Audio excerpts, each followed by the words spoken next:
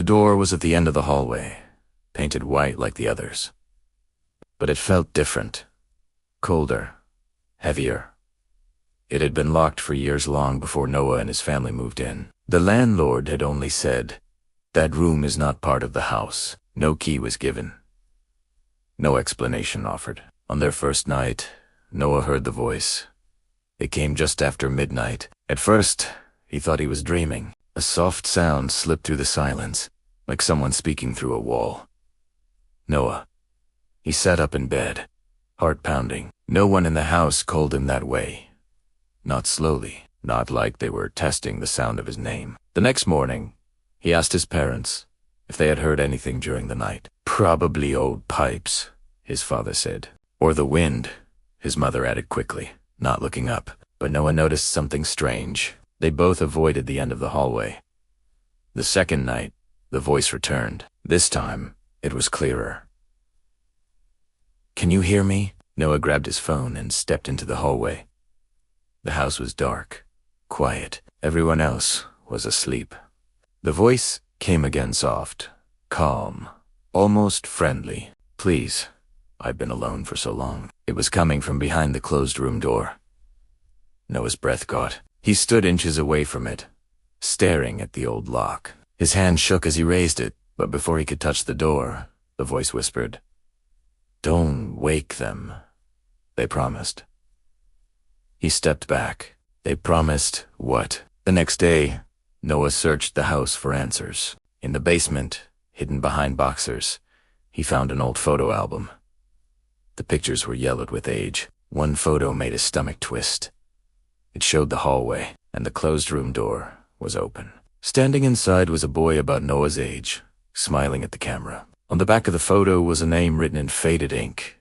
Evan-2008. Noah had never heard that name before. That night, the voice sounded closer. "They took the key," it said.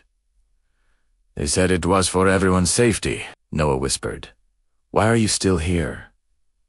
There was a pause. "Because they forgot about me," the voice replied, and locked the door. Noah couldn't sleep. His thoughts raced. The house felt smaller now, like it was holding its breath. Just before dawn, his phone buzzed. A message from an unknown number. "Help me remember." Attached was a photo. It was the same hallway, but newer, cleaner.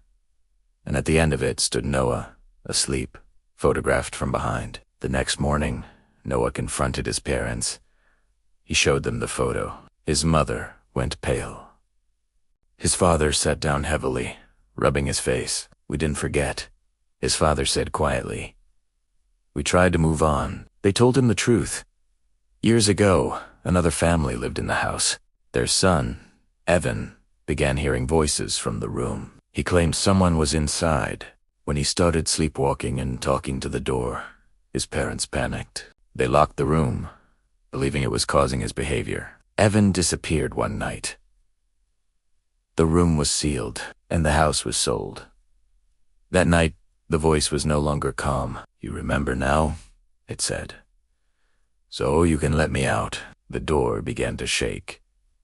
Noah stood in the hallway, staring at the lock. His parents begged him to step away, but the voice changed, sounding exactly like him. "Noah," it said, using his voice perfectly, "I just want my room back."